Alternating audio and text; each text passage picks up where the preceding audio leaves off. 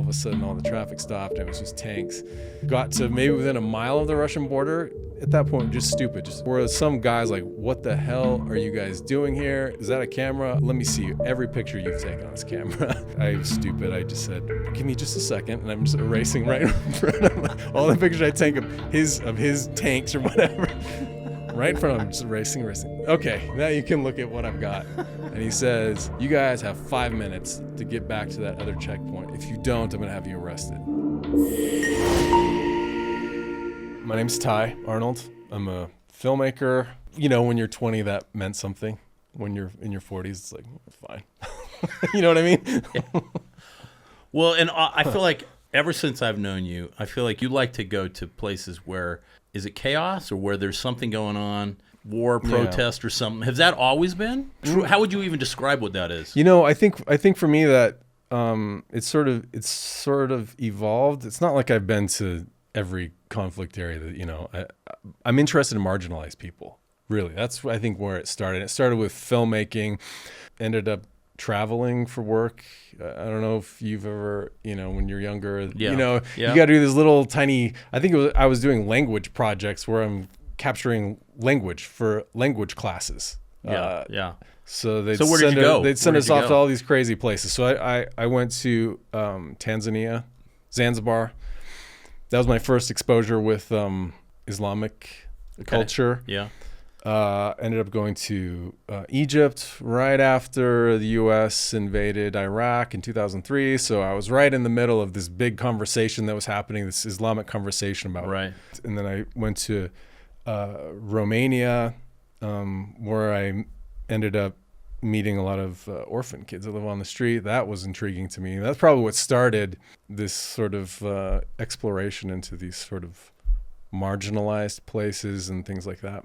Romania back in the early 90s had this major problem with they had outlawed contraceptives in their communist regime. And so when the country gained its independence, you have all these unwanted children in orphanages. And they're flooded on the streets. And so I thought that was fascinating. And I found some guy in New York that funded a little project that we were able to do to go down into sewers and just meet some kids. And so, you know, that was kind of a crazy adventure. Did you go over there specifically to do that? Yeah. Or were you over there doing something else when you learned about that? Yeah, I'd done that language project for the university and saw these kids, came back to the U.S., got small funding to do this little project with a social worker. So we went back specifically to go see if we could make some kind of little project or documentary about street kids in Bucharest. So it meant just hanging out with them, finding out who's the most interesting on camera, that kind of thing. But we're hanging out in these really dicey situations. And on one trip, we ended up getting robbed a few times in the sewers, you know.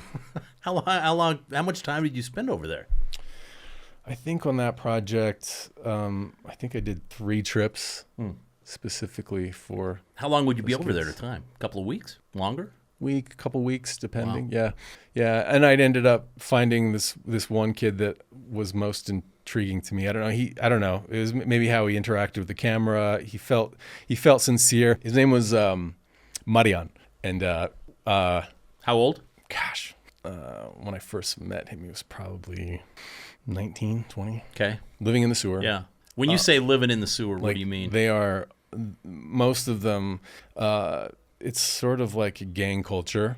They're around the train station in Bucharest. In the summer, they're outside in the park until they get kicked out. But in the winter, when it's really cold, they're literally in the sewer because the pipes are really warm, so they stay underground. How big is the sewer? Is it like a like a 12-foot hole? It's like a manhole cover you go in. But when you get down in there, it just depends on the system. Some of them are pretty extensive, where you can almost stand up in them. Some of them you're just lying on a pile of garbage and rats. Are they not functioning? They're old sewers. They're a pipe system. They're your access to like heating pipes. Okay. So they have pipes in them. So like City Works needs to go in there. Yeah. Okay. They need to go down in there to work on piping. So you got kids all over the place in there. Wow. In fact, I mean, and they're all doing drugs. Yeah. So a lot of them are getting wounded because they're, you know, passing out on a hot pipe, and you can come out with like their arm burned. Is it candles or is there electricity? Nothing. What do they Depends do for on light? the system. Depends on the system. Wow. Some of them don't. Some of them bring candles, flashlights. There's one system I've been in on another trip where they had an actual, like, it was like an apartment complex down there with this guy named Bruce Lee that I met. Wow. On a separate trip. But I mean, it was my first exposure to something really outside my comfort zone. That first time you went down, I bet your heart was racing. Was it? The first time you went in there? You're in an environment that is out of your control. Yeah. With drug addicts, gangs, it's weird. In that situation, you're with young kids, which you think you're safe. You're not. There are older groups of people, gangs that are controlling these kids all over the place, and they're rivals. So, and you're just as an outsider, you're money bags to all these kids. You got camera gear. You've got money, and they want it. So they're not very sincere. They're going to do exactly what you ask of them because they have this expectation of money. It's a transaction. And Marian was one of the first kids where I met him, and I thought, well, he's not asking for anything in return. He's telling me his true story. Some of them would show up because this is a big news story back then. In the European community, so they're so used to having some camera guy come down there for 5 minutes, right? And they'd lay down the pipe like, it's so hard down here, everything is so difficult, and they'd act out what they thought they wanted to hear for money, and so a lot of them would end up doing that with me, and Marian was the only one who wouldn't. I felt like he was more honest with me about things, and that's why I stuck with him, and I followed his story over a period of like 15 years. I've gone back three times, and each time I'd met Marian and followed up on where he was and all that kind of stuff. And where is he now? Sadly, he passed away. He died, and I found out the last trip I went over there. I was looking for him, and the only way to find these guys is we brought a picture, printed out, and just started going around the sewer systems like, Marian, have you seen him? Do you know where he is? And that's when they told us he had overdosed in one of the sewers and he passed away. So the last trip, they showed us video of his funeral, the street kids that had come out to see him, and and that was the last trip is when I met Bruce Lee, who's now in prison, who's famous street kid. Huh. He's he was I don't know he's very charismatic. He put silver paint in his hair. They love to huff paint. That's their biggest. That's their drug. That and heroin. So they're always carrying around a bag of silver paint they're just huffing on. So he would put the silver paint in his hair. He'd wear like these chains with locks on them, and he had a whole bunch of just street dogs walking around with him. And he'd go around barefoot in the park. And he was the central drug dealer for all the kids in the area. So everyone knew Bruce Lee. He was on camera all the time. Wow. And I found him just looking for Marian. I ended up finding Bruce, and he invited me into his little lair one afternoon. And I had a social worker with me, this gal friend, and I said, you stay out here. I'm gonna be within earshot. If I yell, just don't come in, but call somebody, because I'm going in here. I don't know what the hell was going to happen. So you were going in alone? I went in alone. Usually? She was outside. Wow. Yeah. And most How was the language thing? I mean, Bruce was talking to me like I spoke Romanian. He was probably too stoned to even know what was going on, but he was talking to me the entire time. Like, wow, guy, I don't speak. I don't understand what you're saying, but I'm filming everything. Oh, okay. And he just keeps saying like, come on. And you're going into, it's like this, he was building this part of like an abandoned building that had extended out into this sort of maze of rooms. And he had like all these worker street kids that were putting bricks, like walls, exterior to protect them from police. And on the interior, they had these, like the entranceways to the doors, they had put cement block, so it was like a small hole. So if it was ever raided, only one cop at a time could have to squeeze through that hole to get to the next chamber. Right. So we kept going through these chambers, and each time he's taking off pieces of his clothes because the holes get smaller. So by the time I get to his center of his little his room, he was in his underwear, And he keeps coming like, come on, let's go deeper. So now I know like the only way to get out is through like 3 or 4 of these holes. And it reminded me of Dante's Inferno. I was totally thinking about it when I was going in there. You're going through rooms of like dozen kids shooting up heroin. Yeah. And then I'm not worried about them being violent. I'm worried about getting AIDS with their needles. They're just all over the floor, all around. There are young age girls in rooms that he's prostituting out to who knows who. And he's just showing me around everything that he's made. He's got electricity in there. He's trying to get running water for showers, and nothing happened in the end. I just filmed, and there was actually no transaction involved. He let me out just fine, and then a month later, I think it was a month later, a couple months later, he was arrested for child trafficking. And so, how old was he? Would you guess? I'd guess he's in his 20s. So, yeah. When was the last time you were there? That was the last trip when I met Bruce Lee. It was probably 2016, 17. And you first went in the 90s or early 2000? 2000. I'm gonna say the very first time was probably 2000, 2001, something like that. Yeah. Did the officials hassle you over there or no? Did they want you filming that or no? Did no, they care? They just don't care. No, they don't like especially foreigners coming in and telling that kind of story to showcase, which I get. So they weren't really cooperative, but it never was in a situation where I was directly hassled by them. It was more about the gangs that would really hassle us. So, but I'd say that was my first experience, kind of really getting into something that was a little bit, different. And I guess, I mean, you've done film. You go to school and you have this idea in your head that filmmaking is going to be Steven Spielberg, glamorous, big Hollywood movies, and I felt that way too. And doing something like that in Romania was my first experience with film, interacting with real people, and that changed something for me. I felt it was really appealing to meet somebody that has no power and to try and hear their story. I really felt that was valuable for me. So I kind of caught that bug probably from Romania, and that kind of tumbled into what I've been doing now. So what was after Romania? I think I would say maybe the next kind of adventure, probably Egypt, the Egyptian Revolution. Which was, what was that? That was 2012, 2010, 2000. Yeah, I think it was 2011 when I was there. We did three trips during the revolution.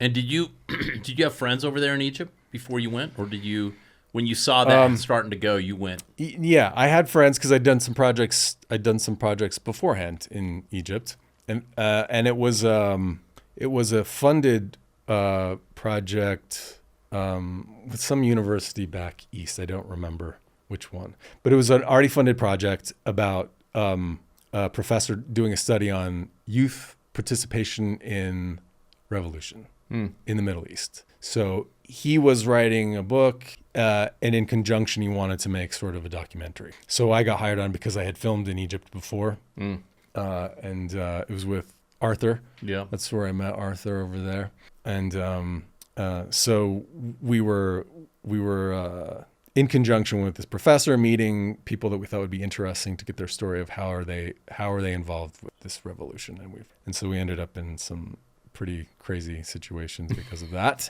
What was that like when you went over there? I don't remember the timeline of.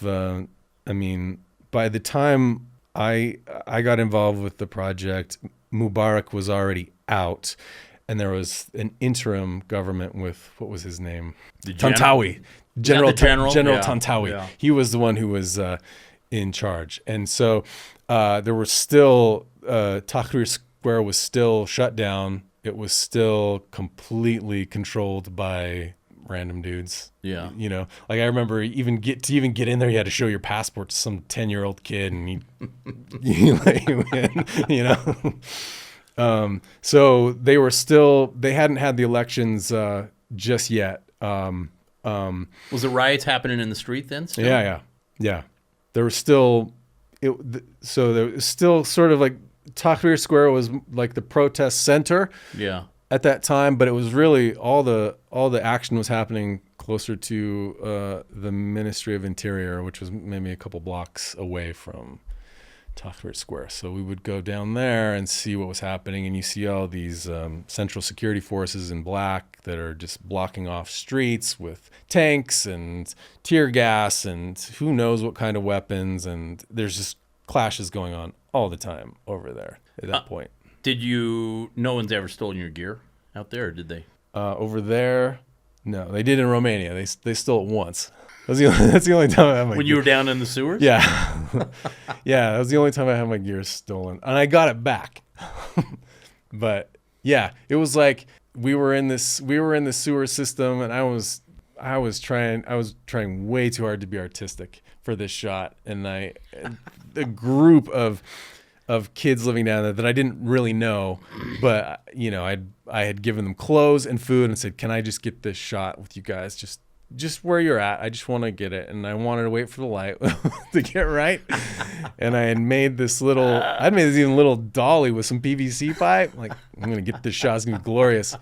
And I'm just waiting and waiting, and they're getting more and more restless to the point where there was a mutiny I look, and my buddy who's with me, he's like, "My cell phone. Where's my cell phone?" And then within a minute, it's like a zombie movie. There's like where the hell do they come from? There's dozens of them, and they're grabbing anything they can get a hold of. And they grab the camera and they throw it down this dark sewer system, and I'm pushing them out, and I'm in the dark trying to grab it, and I hold the tripod and I pull it out and I use it to swing my way out, and which was weird because I'm also trying to develop a relationship with these guys like to film. Like, don't take that again, please.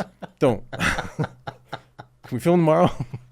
But in Egypt, no, I never had any issue with anything getting stolen. I mean, we were threatened. I got too cocky at one point. They're shooting tear gas all over the place. And so you see a lot of people that are having respiratory problems with the tear gas. And I saw this kid who was really just kind of snot just coming all out of his nose and his mouth because he was really close to it, and I just got too cocky and I got right in his face with a shot, and he saw me and he just unleashed on me. He threw me up against the wall, and he had a Coke bottle and he poured it all over me and my gear, and all of a sudden there's just dozens of Egyptians that are just like, "What's going on? There's something going on. There's a fight." And at that point I just do whatever you want. I just put my hands up and I'm like, "I'm sorry," Did he back off at that point? He did back off. Yeah. Having been now in hindsight, those type of situations are so dangerous because it's a mob. They don't even have control over what's going on in that situation. Yeah. So, the best course of action, I feel like, it's just you have zero power. You just let them pour the Coke on you. We'll clean it up later. You don't want the crowd of 500 guys beating the snot out exactly. of you, right? You'd be dead. So, but over in Egypt, it was, when we were there, it was just sort of this very localized chaos right around the Ministry of Interior and sort of around Tahrir Square. So we were filming guys that were doing their protests, like they'd make defense lines up against the police force, or they'd go out and check out what was going on. So we'd go film with them, or sometimes we would just go by ourselves just to get some footage of what was happening. And we would end up right in the middle of just massive crowds of protesters. And, And did they object to you guys being there? I mean, the crowd themselves, or did you guys just seem to disappear in all the chaos? You disappear. For the most part, I felt like you disappear because the tension's so high. It's kind of like I remember in film school, one of the classes, I don't know if a documentary class in college, where they said, "Hey, if you really want to have an authentic situation on camera, you create a crisis and people will forget the camera's there." And I kind of felt like with Egypt, that's kind of what it was. Kind of what it felt like, because people are not so concerned when you're that close to cameras as much of being safe, and so never really felt like it was that much of a problem. And maybe more with security forces if you got too close to those guys. But you're in thousands of people in these streets suburban streets, and it might even take you some time to wade through them to get to the front where everything's happening. And all of a sudden you see this wave of people running your direction and you're so tight already, it's a stampede and you don't want to get trampled on, crushed, so you just go the other. You have no idea what's happening, but all of a sudden it's just bizarreness, and it was like that all the time. You know that there's a block away, something's happening over there, and you're trying to get to it, and then all of a sudden thousands of people running your direction, so you just hug up against the wall, go with them until it disperses, and then you get closer and closer. And so how many times you went over there? 3 times for that as well? 3 times, yeah. And what was the sketchiest thing that happened over there? The sketchiest thing, I think, I'm trying to think, it was probably, and I don't remember when this was in the timeline of what happened over there, but we were at a soccer game with one of our guys that we were filming. Yeah. This was in Cairo. Yeah. Somebody you were following. We were following him. Yeah. A student? Mohsen was his name. I can't remember if he was a student. He was like some activist. Okay. And he'd gone to the soccer game, so we were there filming it with him. At that same night, there was an event in Port Said where I think it was another soccer match, actually, where they had people died. There was a riot that happened. Fighting broke out. A lot of people died. And it was the exact same time we were at this soccer match. So like at some point during the game, all of a sudden you get all these soldiers that come on the field and say, hey, we're just going to cancel this game just for security reasons. And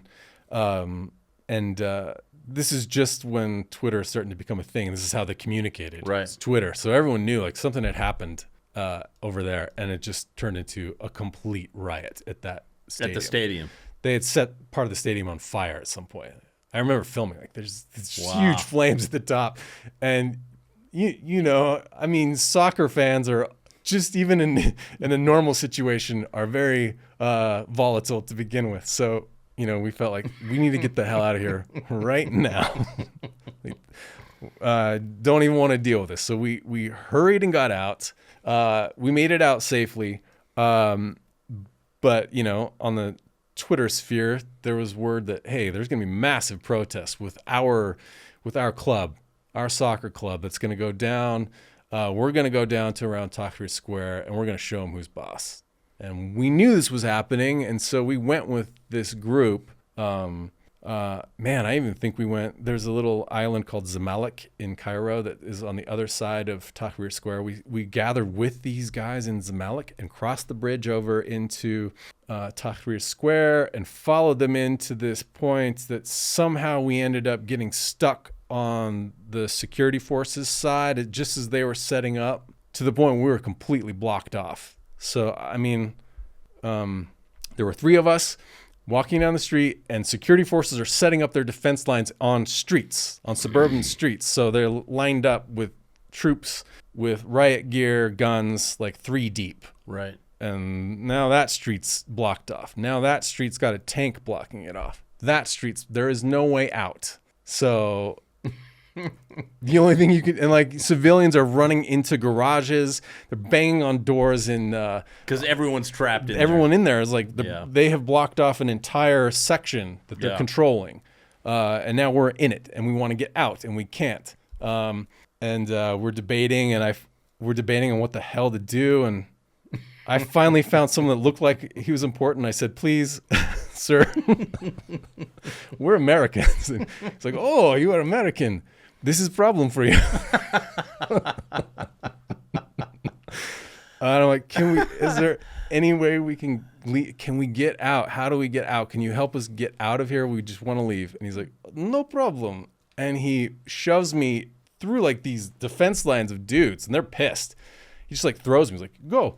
I'm like, and I can see, 100 yards down, the protesters have shown up on this tight street with like rocks, sticks, bats, whatever. They're coming to fight, and they're packed, thousands. And he's pointing you towards like, go, them. Go. I'm like, I can't go that way, dude. We cannot go that way. I'm like, and he walks off, and it was with me and Arthur and this other guy. And I'm like, I think we should look at another option because that's too dangerous. We can't go that way. And we went the opposite direction, and it was the same situation. And I think we all felt like, well, it's just not, we're not getting out of this here. is the only way to get out. And so all we did, and we knew it was going to be bad fighting immediately. So we just put our hands up and walked in the no man's land on the street between the soldiers and the protesters. And we were just, saying salam, salam, salam. That's, peace. Inshallah, salam. Just Did people throw rocks at you or anything? No, we made it out. We're like, please, we just want to leave. Just excuse me, I'm so sorry. And we just snuck out that way. Made it out. Wow. Made it out. The next day, there was all kinds of fighting all that night. We were pretty rattled by that experience. But for some reason, we decided, well, let's just go down one more time, just take a look at what's been going on. And we got to this same area, and it was just tear gas everywhere. They're What did you do about that? Nothing? Did you just have rags with like, water on it? one of those what do you call it? Kafaya? Yeah. Which didn't help much at all. Yeah. And they had guys that were lots of like volunteers that were spraying. I don't remember what it Something was. into your eyes or something. Yeah, Saline or to kind of something. something to help. But they were, people were passed out all over the place. There were ambulances a couple blocks back. So they would pick out people that had been wounded on the ground. They'd get motorcycles and they'd put the unconscious guy in between. They'd smash him between two, and then they on the motorcycle, and then they'd take him to the ambulance, and then they'd come back in and do it. And so we were seeing that happen, and like, shit, what's going on over there? And we keep going closer and closer, and it's quiet. There's nothing happening. I mean, there's tear gas everywhere. People have been wounded, but we keep going closer, and it's prayer time. Everyone's just at prayer. Wow. So we're like, oh, well, let's go closer. Let's go check out what's going on. Because they're praying. They're all praying right in front of the security forces. And the security forces are not praying. They're not praying. They're just watching the whole thing. Yeah. But, you see like, I don't know, like CNN, whoever else is there, like they're close. Like, and we're thinking, well, if those guys are there, then it's fine. So we get in between. We're in between the protester, like in between them, getting these cool shots of, the prayer. The prayer. As soon as the prayer is done, it's like Allahu Akbar, and then they pick up rocks. And they start throwing them over your head. All like as soon as the prayer is done, it just turns into like this shower of rocks going over your head at the military, and you hear like the big clunk of tear gas canister being launched. So it was just chaos. We all split up and just ran for our lives the other direction. And we congregated further back and just like, what the hell was that all about? That was probably the worst of it. I don't even know. I remember talking to you because we were working on some other stuff, and I remember you telling me you'd been over there and how there was so much from the regular people that lived there, that some optimism, that some changes were going to happen, right? And then I remember later you going, well, it all just kind of washed out. It became the military. Is that kind of the outcome of that? Yeah, from what I remember, it was Tantawi took over, and I remember a lot of our guys were saying this is the same thing. Yeah. Nothing has changed, and so that's why they were still protesting with Tantawi, because he's the same part. It's part of the same system.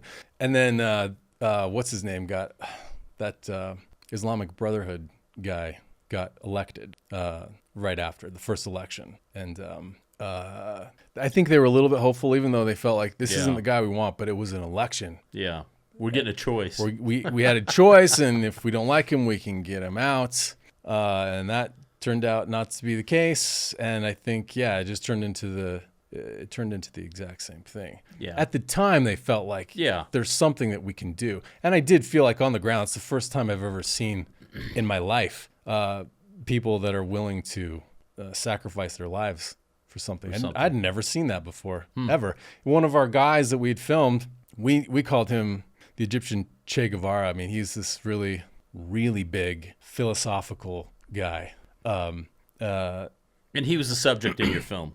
He's the subject we were filming.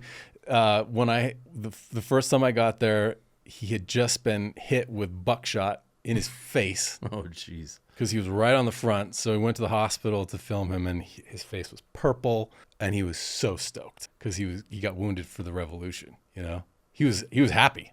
Wow. And I'd never seen anything like that before. And every time we talk with him, he's like, I'll do that again because it's my country. That was pretty, inspiring in a way. Because we don't do that. No. We don't do that. No. Not in that way. No. That's the first time I'd ever seen that. So then what happened after Egypt then? Oh gosh, let's see. At some point you went to Ukraine, right? A long time ago? Or is that not true? Yeah, that was, I think I'd gone, I'm trying to remember what went first, because I did go to Israel when they invaded Gaza the first time. I can't remember what was first. Yeah, was that 2014 or 16? Yeah. Tell me about that. Because at that point, after Egypt, I'd had this interest in what was going on, like Middle Eastern stuff. Middle Eastern stuff, and in my own naive way, like how does media and whatever, and how does that relate to how can I contribute to this, and so I decided to go to Israel to kind of just see what was happening in that situation. That wasn't as planned. That was that Gaza or West Bank? That was Gaza. They were troops on the ground in Gaza. Okay. Whenever that was, I think it was 2014. You flew into Tel Aviv? Flew into Tel Aviv. Was that hard to get in there? No, it wasn't that hard to get in there. They're really thorough with their. Yeah. Have you been? No, but I've heard they're thorough. I've heard, yeah. Yeah. Well, no. It was. I was worried. They did give me extended grief because I had been to Syria before that. So they saw that on your passport. They saw that, and so I think I had to go and do extra chit chat with them about that, the whole Lebanon and Syria trip that I'd been on before that. But once I got through that, it wasn't a problem. So I had met a friend in Jerusalem, and was just doing normal sightseeing stuff with her. And I just I put out a feeler on Facebook somewhere. I'm like, hey, I'm kind of curious about what's going on down in Gaza. Does anyone want to go that's in the area? And I got a response back from some Israeli guy. He said, yeah, meet me here at 7 a.m. and we'll drive down there. You don't know this guy. I've never met him before. He's just on Facebook. Okay.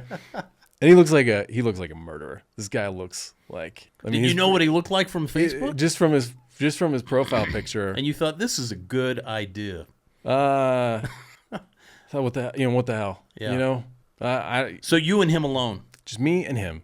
So I learned about him on the drive down there from Jerusalem. What was that story? He's originally from Russia. He's Jewish. So he moved to Israel. I can't remember when, like maybe the 90s. And he served in the military, the Israeli military. Yeah.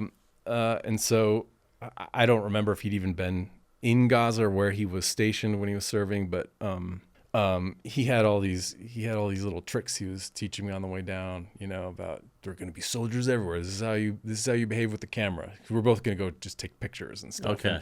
And it was at that point it was too hard to get into Gaza. Gaza, I can't remember if it's the Eretz crossing that's on the north side, but to get through, it's kind of like an airport. Almost. Okay, like it's high security right. to get in there on the Israeli side, and usually they won't even let you in. Is that with car, or do you have to with just a car? Pass through by I don't foot? remember at that point in time. You could with a car, but I can't remember with that invasion if they were letting cars in or not, or if it was only very specific cars. But it was way too difficult to get in. Yeah. You wouldn't even be able to get out maybe if you went in. Right. So we were looking at it from the outside. So we drove all along the edge. We went to the beach side and basically drove all halfway down to the Egyptian border with this random dude. And it was like you'd see balloons all in the sky. They're like these surveillance. Like spy balloons? Yeah, surveillance you could balloons. hear drones going off somewhere. You could see the bombing going off because you can see Gaza City on the northern end from where we're at, and you can just see the explosions going off. And he said, put your camera on a strap on your chest and walk with your hands like this, because there's Israelis can see everything, and we're walking on the beach. Because once you get to the Gaza border on the beach, it's barbed wire and a big tower. there was abandoned bunkers on the beach too that we were just taking pictures of. And he's like, just make sure you keep your hands out of your pocket, keep them to your side, see your camera so they can see everything, because they can see all of it. So don't hide anything. And we took the whole day. We just drove around, and I was really scared. What was that like? I was scared. I'd never, there's military tanks going in.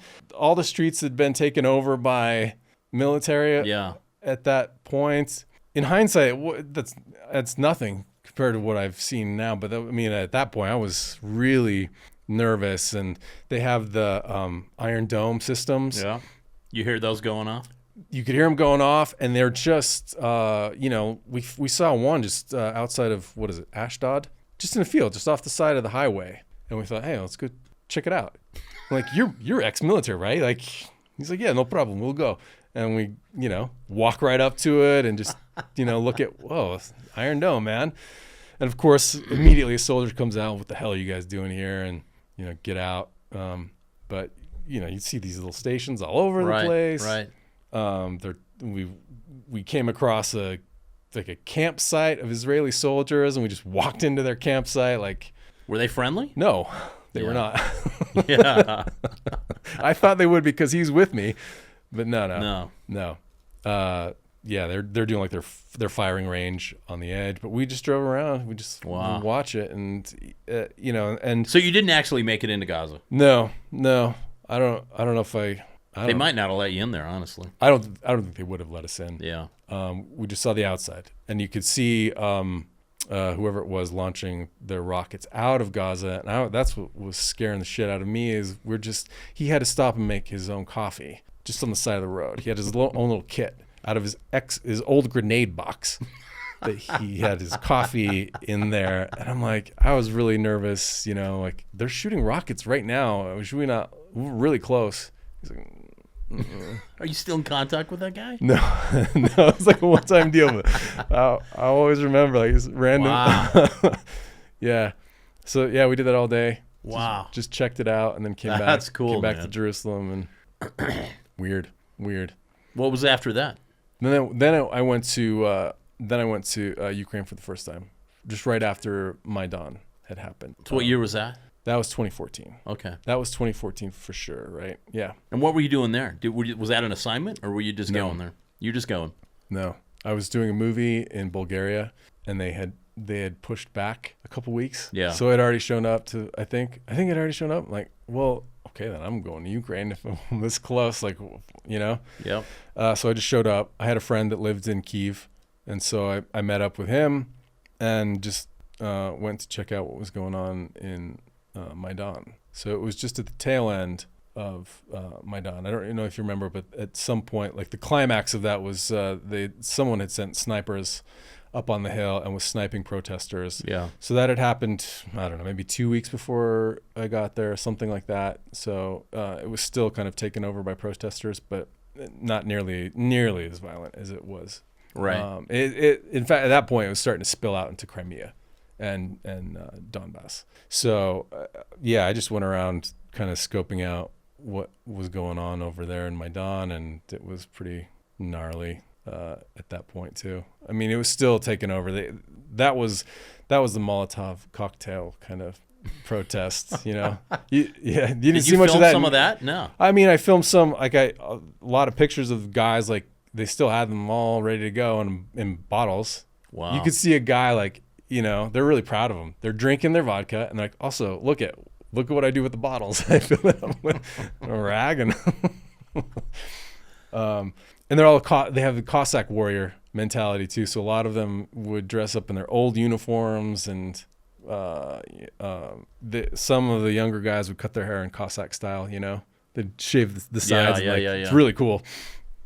So there's a lot of that culture around, and they were, at that point, they were just starting to mobilize into Donbass and into Crimea when I got there.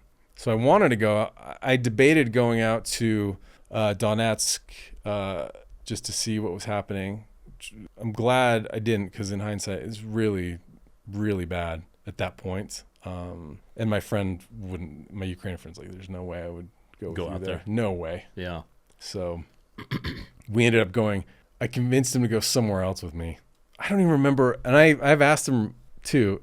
Where did we go? We ended up driving for hours to get to a border because we're just both kind of curious about, is Russia coming into Ukraine all over the place? Right. I don't know if we went to Sumy or if we went Chernihiv. I don't know where we went.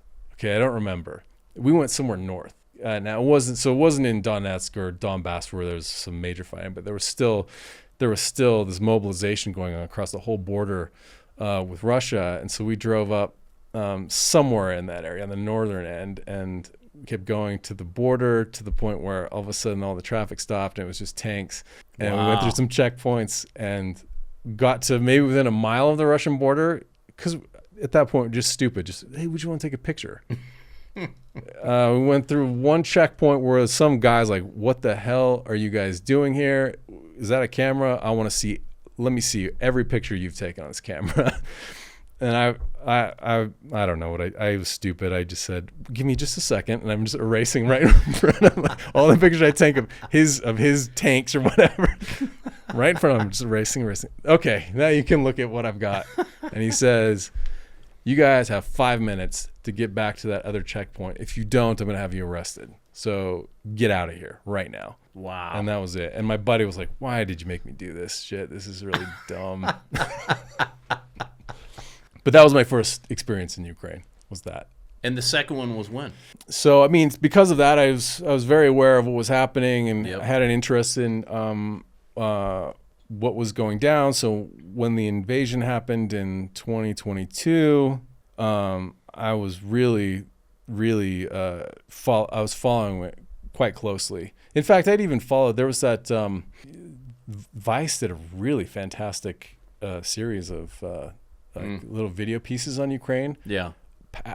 Even beyond Maidan, they were over in Donetsk in the Donbass area doing like weekly reporting. It was really good. Yeah, Vice reporting. does some good stuff. So I was following that. I mean, they were right in the middle of all that stuff. So I'd been watching that over the years, and I was actually interviewing what's his name, Jerry Mullen, who did Schindler's List. Yeah. Up in Montana, the morning of the invasion. So the whole crew was like half involved, half interested in what, because Jerry's like at this point just an old man. Right. Sorry, great, you're amazing. But it was like, we got Jerry, who's, okay, Schindler's is great, but look at the TV, like TV's on right over there. We're all trying to figure out what is going on in Ukraine. So I'd been following it, and at some point, I think it's more, it's sort of like midlife crisis kind of stuff mixed with all kinds of different motivations. I just decided I'm going to go over there. I'm going to do it. Just screw it. I'll just go. This was in November of 2022. It's when I actually went. Is that after we did Poland? It was after we did Poland. We gone to Poland. Yeah.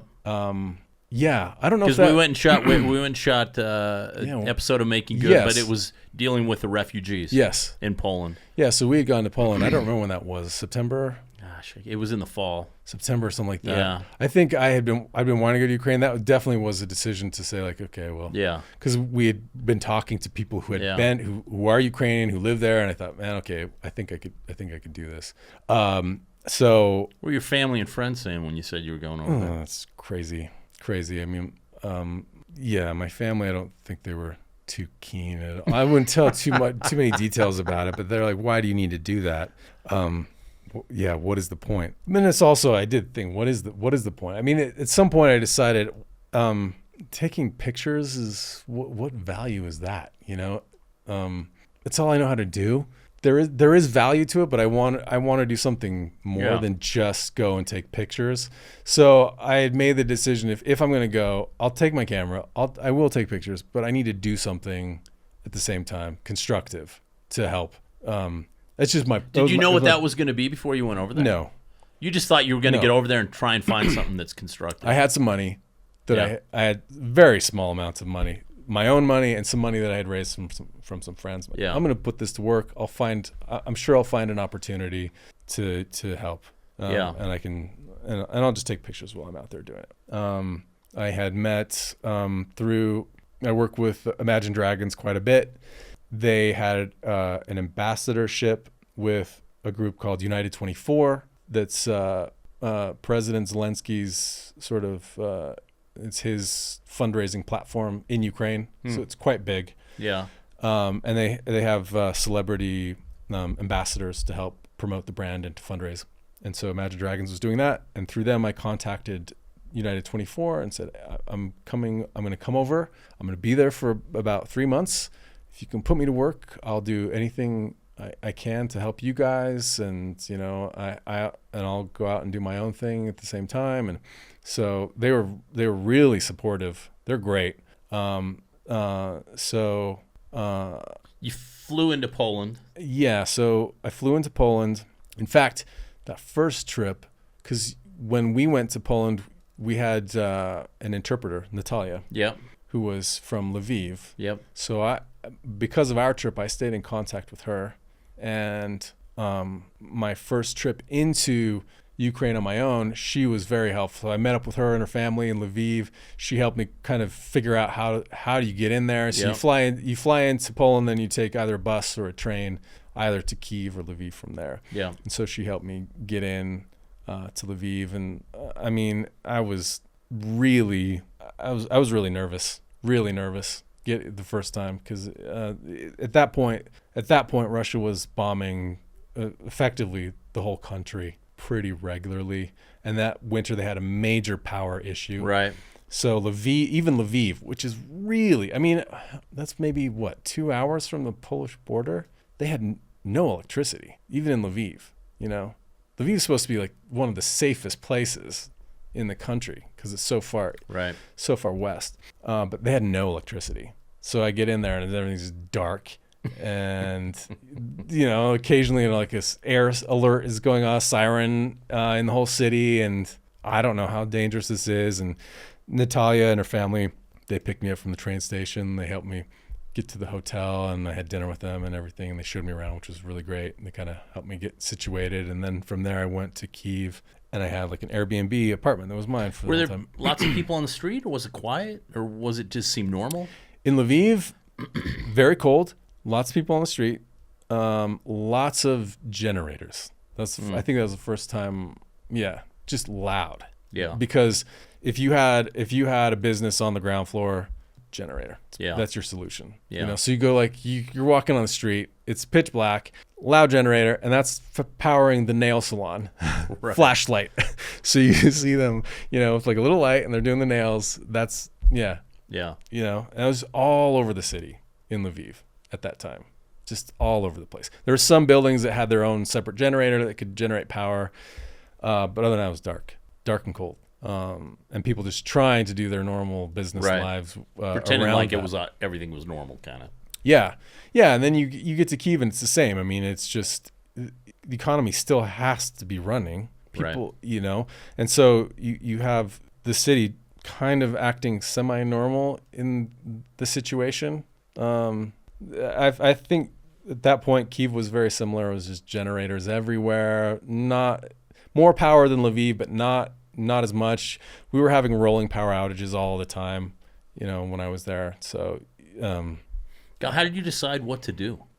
How did you know what to do? Well, I didn't know what to do at first.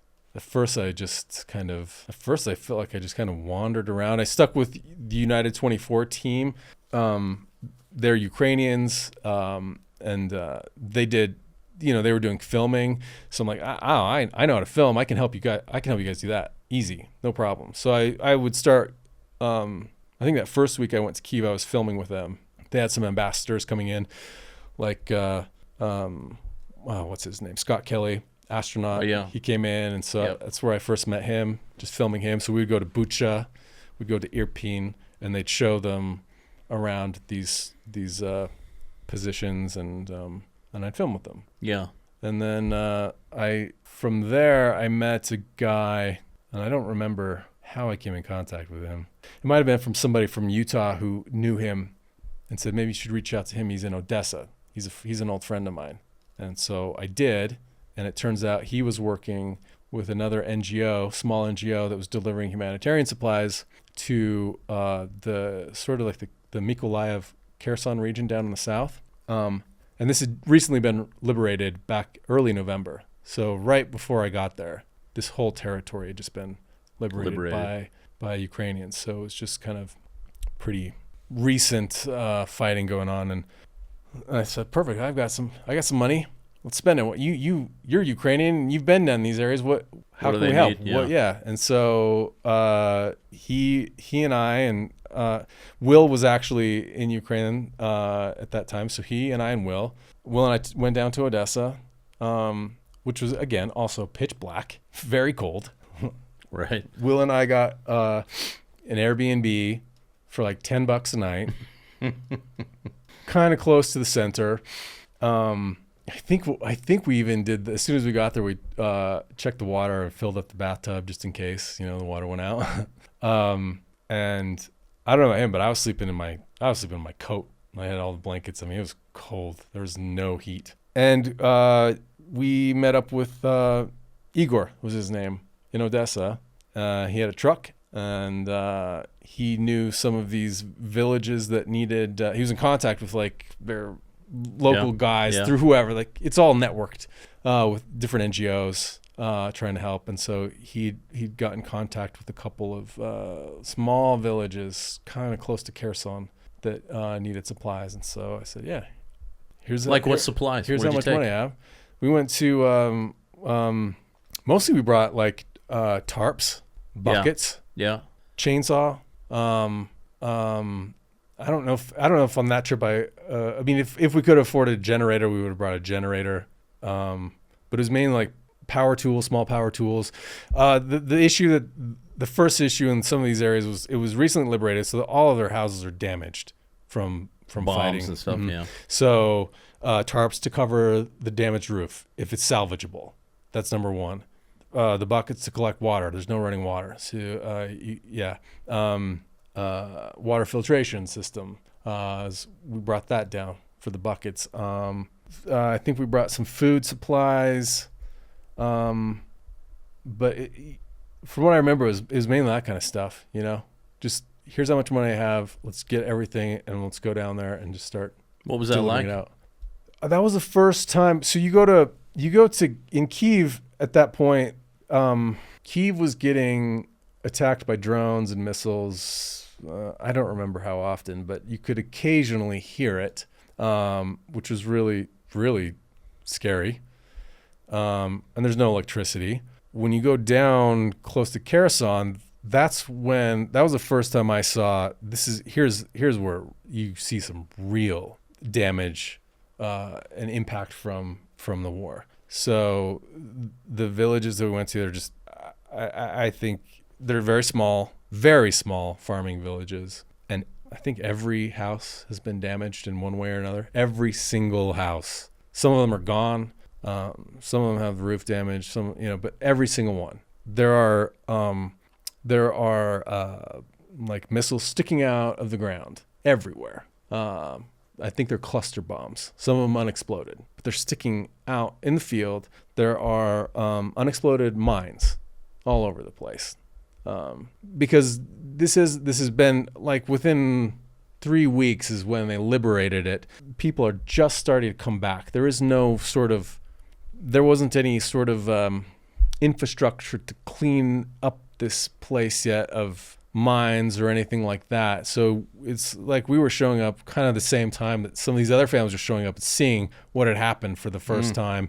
So it was just, catastrophic, Now that I've gone enough times, now you see this everywhere, and it's not as shocking, but that was the first time I saw it. Yeah. It was just shocking. It's cold.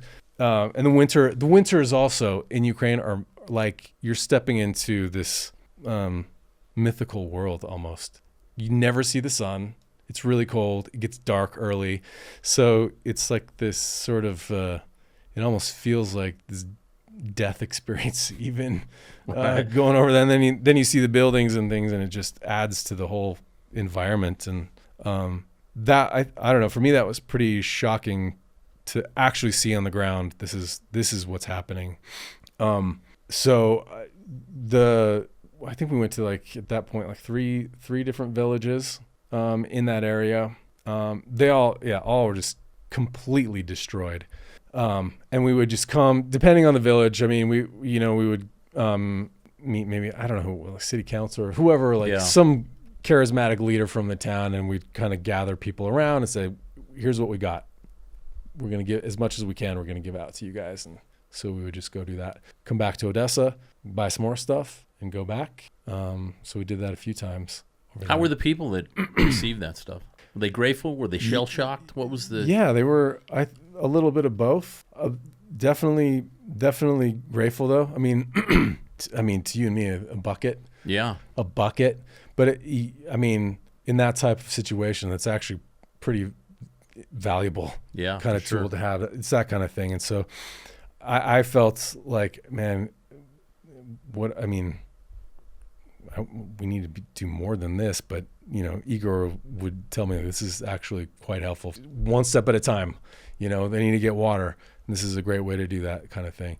And they would always talk to us. They'd tell us their stories about what had happened and show us like, yeah, this is where a missile came into my house or whatever. And that was, it was on one of those trips. That's where I met that boy, Sasha, that I turned into that music video. But it was on one of those trips down there. We had delivered, I think it was the chainsaw to one of his neighbors. I think his name was Vasily, this older guy, and his son. And they had like a tractor. They're really resourceful. So they were kind of helping in the community to rebuild things here and there. Right. So we brought them a chainsaw and some other things. And while we were talking to them, I saw this kid. He was walking up by himself, just wandering around. And so I had Igor ask, like, who is this kid? What's his story? And learned that it's just him and his mom. They had lived like a block away. And in his village was like an epicenter of some fighting, mainly because I should have a map. You should put a map on this. If you go from Mykolaiv down to Kherson, it's a highway. Yeah. And these villages are right off that highway between these two. So that highway is a major thoroughfare, really important. The Russians had taken Kherson at that point, and they were trying to take Mykolaiv. The obvious way to go is that highway. Everyone knew it. So what they were doing is flanking on these smaller roads. That's where all these little villages are. They're flanking. And because it's so flat, there's nothing out there. Both sides, the only cover they have is these villages. So one would get cover in a village, it'd get hit. They're trying to hit the next village. So all these villages are just getting decimated because of this fighting. And he was caught in the middle with his mom. They had hid in like a cellar, the neighbor's cellar that we had met, underground. I think he said for me like a month. Wow. And I went down there. It was not a big cellar. And it was just, he was saying that his neighbors were up. There was like kind of like a shed above that they were trying to hide in, and they got killed from the fighting. They were safe in that cellar, and they stayed down there until it cleared up enough that they could get out. So they left, and after it was liberated, they came back, and so they're kind of assessing the damage. So I saw this kid, and I just took out my camera and just started filming. I didn't know what it was going to be. I thought, man, this is really, this visual to me represents kind of the impact of what's happening, and so I just filmed it and stuck it in my pocket. So. And while I was doing that, that's when Will was just out there just wandering. He was kind of bored. He was bored of my filming, so he was like looking by himself and just wandering. And, in the ground, if someone had found an unexploded ordnance, they'd stick a flag so you can see it. But there's so many that you can see with your own eyes that are just, that looks like, just don't even go near that, Just stay on the main road. Will's just wandering, which is great. He's okay. But so we were in that area for about a week, and even in Odessa at that point, there was still a lot of airstrikes going on. That's the first time we experienced, I think it was cruise missile going into Odessa. We were loading up supplies with Igor in his little garage, and we were actually, I remember we were talking about, so what do you do? I mean, you've been in these areas. What do you do if you hear something like that? And he says, you just get to the ground, and you'll hear, when it's really close, it'll sound like a whistling sound, and you'll hear it, and you just got to hurry and get on the ground as fast as you can. And I mean, like, I swear, it was like 20 minutes later, cruise missile. Is that what it was? Was it a whistle? I think it was a cruise missile. It wasn't a whistle. It was like it sounded like an airplane. Yeah. Low altitude is what it sounded like a jet, like a very small jet. But just went right over our head. And all of us just jumped to the ground, like, just shit. What the? Did you hear it go off? Further off in the distance. Yeah. Yeah. But we were next to the train station. Just crazy to hear that. So your first time over there was how long? I mean, when you went this round, how long were you there? It was about two and a half months. When you left, what was your takeaway from that? I mean, well, that trip was pretty. That was at that same trip I had gone to the actual front line in Bakhmut. Okay. That was probably that was a real hot spot. That takeaway was like, yeah. So I feel like at least with Ukraine, there are weird levels of danger. I mean, you're not really safe anywhere in Ukraine. But you think, okay, well, I heard a cruise missile in Odessa, so I know what war's like. So how'd you end up going to the front line? I had met another guy. All these stories are starting to sound like this. Met a guy.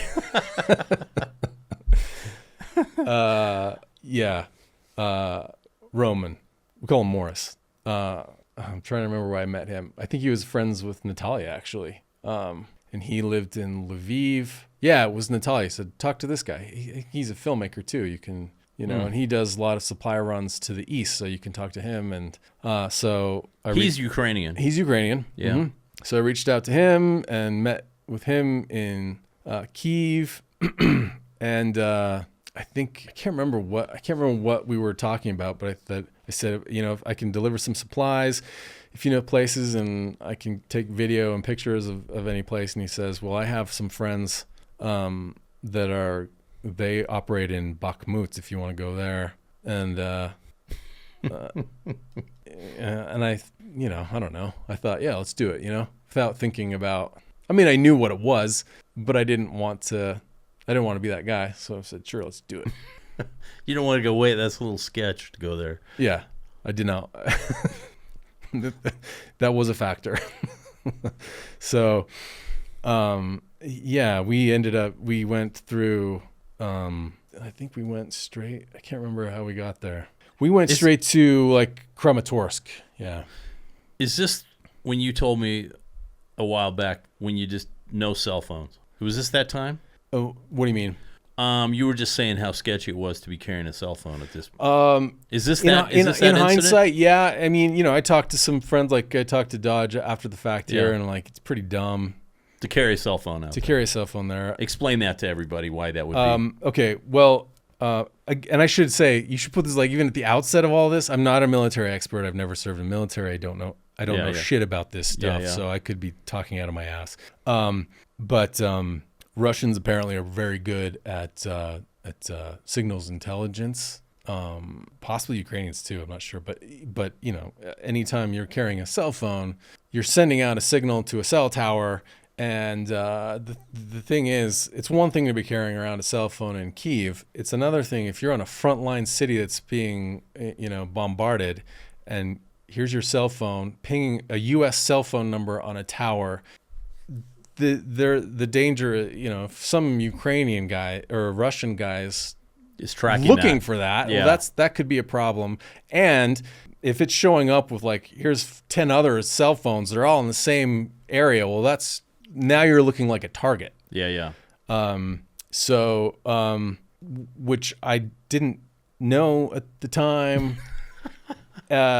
And in hindsight, I mean, it's something you got to take into account. I've been to the front line since then, and we do have our cell phones on, but for it's a choice, right? But at the time, I mean, in Bakhmut, we ended up going in there, and we spent the night in Bakhmut. Describe it. Well, the buildup of Bakhmut. If you guys don't know Bakhmut, at the time that was like the center of fighting. The Wagner group was trying to take it. They eventually took it.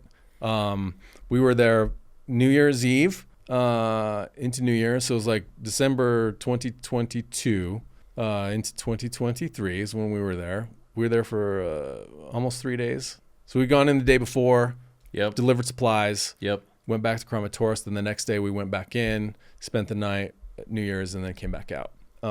But at the time, Ukrainians had held most of the city, and the Russians were just on the outside. Okay, and it was being it was completely being sieged by artillery fire. I mean, it was just artillery fire going off all the time. The city was, for the most part, abandoned. There were still civilians there, usually in the basements of apartment buildings. How big a city would that be? I think it was 60,000 people, I think. Yeah. It's like a lot of those Ukrainian cities on the east side, surrounded by flat. It's almost like it's got a hill on one side, then it kind of curves down to a flat part, and the Russians were on the flat part. So, like on the road, there's 2 roads into Bakhmut, and all along those roads, you would see Ukrainian artillery positions, launching grad rockets, tank positions in tree lines. It sounds like you were able to move around pretty freely. Yeah, at that point, yeah. The groups I had ended up being with had the proper paperwork for NGO work. There are checkpoints everywhere. The typical Ukrainian soldier was what? I'm surprised because I've heard now, right, that they're trying to lower the United States is trying to lower the age, but at the time, what was it, 25 to? It was at the time. I think it was 27 because they only last year have lowered it to 25. So that's older than I would have guessed. So, but when you met these guys, what was that like? Soldiers? Yeah. There were lots. I mean, I saw a lot of volunteers that had volunteered to go in the army. Even like Morris, who I was with, he'd already volunteered. He was just waiting for them to call him up. Oh. So the other a lot of mercenaries or other people from other countries? No, I didn't see a lot of that. Not to say that they aren't there, but I didn't see any of that. Yeah. It was mostly Ukrainian, all Ukrainian. Yeah. I saw one reporter in Bakhmut, Canadian. So you're hearing constant shelling.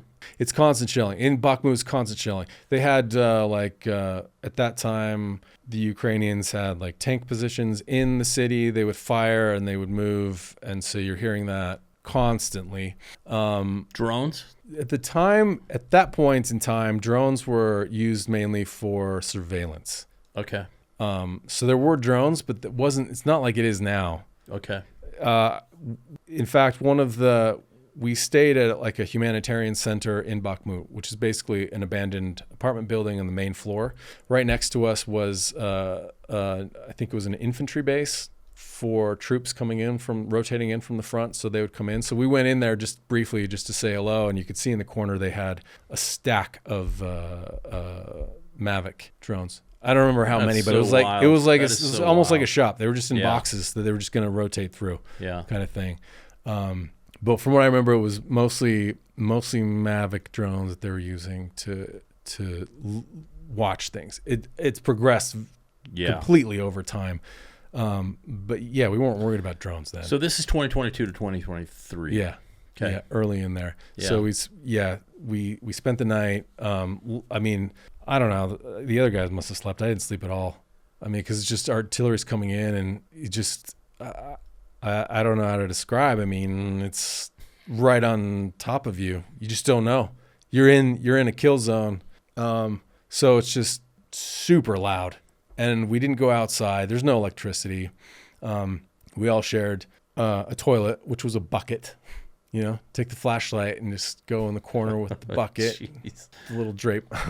Too dangerous to go outside. A lot of guys go out to smoke, but if you wanted to go to smoke on the right side of the building, so they don't see the cigarette. Yeah, exactly. It's that kind of situation. I know that the other guys went into the day before. They had done an evacuation. While I was at the humanitarian center, it was Morris and this guy Anton, who's now my partner. That's when I first met him. He runs a nonprofit called Base UA. They're badasses. They're amazing. That was the first time I met him, was in Bakhmut. So he was there at the same time. Same time. That's where I met him. And he was getting people out. Yeah. So I showed up. I'm scared shitless. Just bombing going off all the time. Yeah. So I just stay at the humanitarian center and I'm helping like put sandbags up against the window. Anton gets this call to do an evac. He takes Morris with him and says, if I'm not back in 45 minutes, we're completely fucked. So just, that was it. Radio, they had radios, but it's like, they're going to go out of range. He's like, this is where we're going. If you don't hear from us 45 minutes, you should probably just leave. So you're waiting I'm there. just left like with these other Ukrainian dudes that they're all just smoking and just, they're used to it. And I'm just like out of my element, just crazy. So Anton, they do make it back. Morris filmed the whole thing. They pulled this guy out who'd been hit with, he was in just like a little house. Was he a soldier or just civilian? No, civilian. Wow. He was just right on really close to the contact line. And he had been hit with some shrapnel, right about here. And it didn't look too bad. But his age and the fact that he didn't get it taken care of turned out to be quite bad. They found him. He was in bed. He was conscious. He was just, probably just waiting to die. Kind of. I mean, he did make the call out. But they got him out. They took his basic stuff with them, I think, and then there's a lady next door to him. And I'm telling you, this is like shelling. This is like right in the middle of shelling of all this whole area. This lady comes out of her house too, and I think Anton's a little bit. You're here too. Who else is out here? This is way too dangerous. She's like, well, can I go too? And Anton's, yeah, we have room for sure. So she's like, well, let me get my stuff. And Anton's like, you can take two bags. Yeah. That's it. That's all you got. We got to get out of here. So he helped her get in. They got a little bit of stuff. She got in, and he had to gun it out of there. You have to go fast. You have to go across this tiny river that has like a makeshift military bridge to cross it at this point because it's been blown out. You have to go fast. While he did that, apparently he cracked the radiator going out of that. So he comes up to the humanitarian center. He's like, all right, guys, get in. We're going to take these guys to the hospital. Let's go. We got to go out of Bakhmut to get them to the hospital. So we all get in. I'm actually kind of relieved. I'm like, yes, we got to get out of here. But halfway, like we're not even entirely out of Bakhmut. That's when the engine stalls because the radiator. And so it's just you're out in the middle of nowhere. We're like right outside of Bakhmut on some road. I don't know where exactly, but we're right in the middle of artillery. I mean, we're still in range of artillery. And I mean, I'm with the right. I think that's maybe why I've partnered with these guys, because I mean, they were so calm in this situation. I was like, we're dead. This is the worst place to have this happen. That is frightening, man. I'm like, yeah, we're sitting ducks. I mean, these drones are going to see us and they're just going to hit us.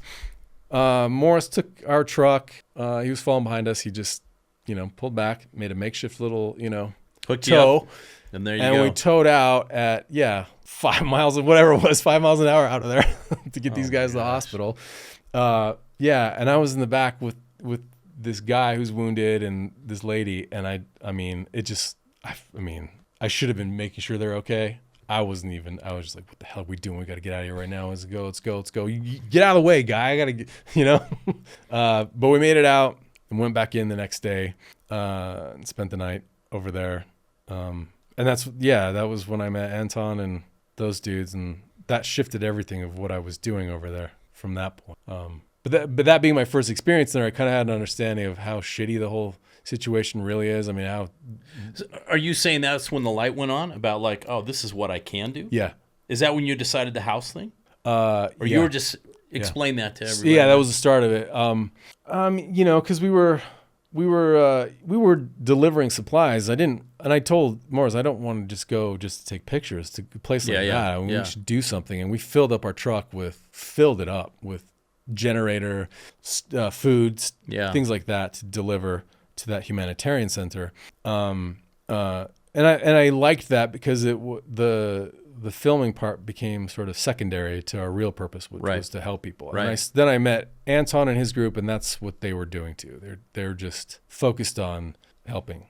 Right. Ironically, Anton is also a filmmaker, which was also pretty cool. But meeting him, they have a base. They have a base in Kramatorsk, which is a much safer town close by, like a little house. Yeah. And so we went back there, and over it was that point and maybe another subsequent trip, I started talking to Anton about, what can I'm not really that interested in filming so much anymore as like you guys, I see what you guys are doing and that's amazing to me.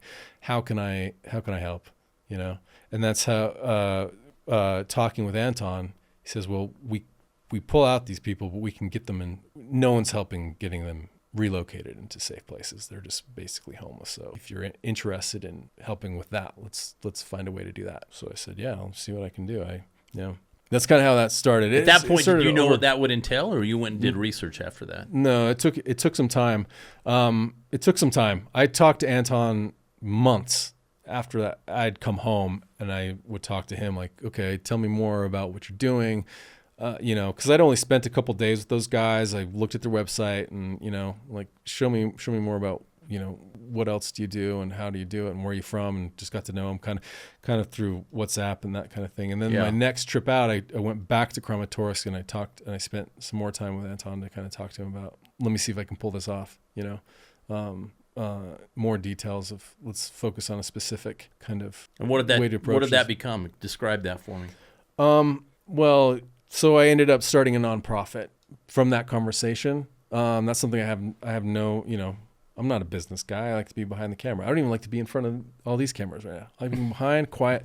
So I didn't know anything about nonprofit, but that was the first step. Is I need to have a structure to handle this. So I kind of did that on my own. No, I didn't do it on my own.